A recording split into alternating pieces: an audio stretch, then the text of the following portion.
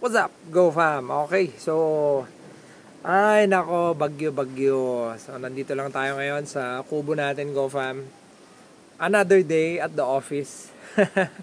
So madami na sigurong na-stress sa inyo. Hindi na nakatulog, 'di ba? Kung baguhan kang farmer, welcome to the club. Alright. Sa 30 years natin na pagtatanim, Go Fam, na experience na natin lahat. Hindi na mabilang na, alam mo yun, bagyo, mga sobrang ulan or drought, alam mo yun, lahat yan na nasubukan na natin. So para sa atin, alam mo yun, sabi ko nga, another day at the office, normal day, no, patibayan lang din ng loob. Syempre masakit din sa bulsa yung mga nangyayari, no. Pero yun nga, pag yung mga ganito, Go Fam, wala na tayong magagawa. Ginawa na natin yung best natin. Pwede lang natin gawin is mag-pray. At saka syempre, surrender na lang natin kay Lord kasi mauubos na yung book natin, Go Fam. May stress lang tayo at wala naman magagawa yung stress natin, no? So, yun. Laban lang hanggang championship, sabi nga nila. So, napansin ko nga lang, Go Fam, no?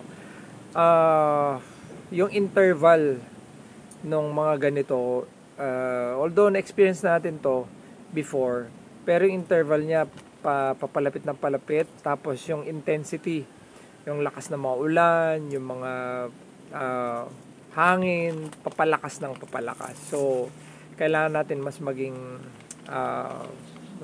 madiskarte, mag-adjust tayo ng konti dun sa time ng ng planting season natin. Palitan natin ng konti, experiment tayo. Pero yun nga, when Mother Nature talks, talagang wala tayong magagawa, Go Fam. Kahit walang magaling na farmer, no, sa pag yung weather na yung nagsalita. Okay, so wag kang malungkot dahil hindi lang ikaw. Lahat tayo, sama-sama tayo, Go Fam. Pero yun nga, kailangan lang natin na patibayin yung loob natin, tapos manalig tayo kay Lord. And yun, alam ko yung pakiramdam, Go Fam, kasi lalo na pag yung sa finances, yung pera, lalo na kung inutang mo lang din yan, yung pagbayad mo sa utang, ganyan, part yan lahat ng farming.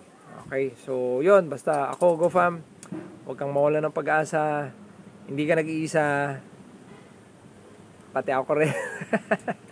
nadali din tayo, Go Fam. Pero hopefully hindi ganun kalakas yung hangin at saka yung ulan. Pero ngayon medyo humahangin-hangin na, Go Fam. So pero yun, chill lang, spend time ka na lang sa family mo, Go Fam. Spend time sa kung ano man, basta ilayo mo muna yung yung isipan mo sa farming. Just enjoy. After mga ilang cropping, makakalimutan mo to. Kala mo hindi nangyari. Diba, Gail? Yes.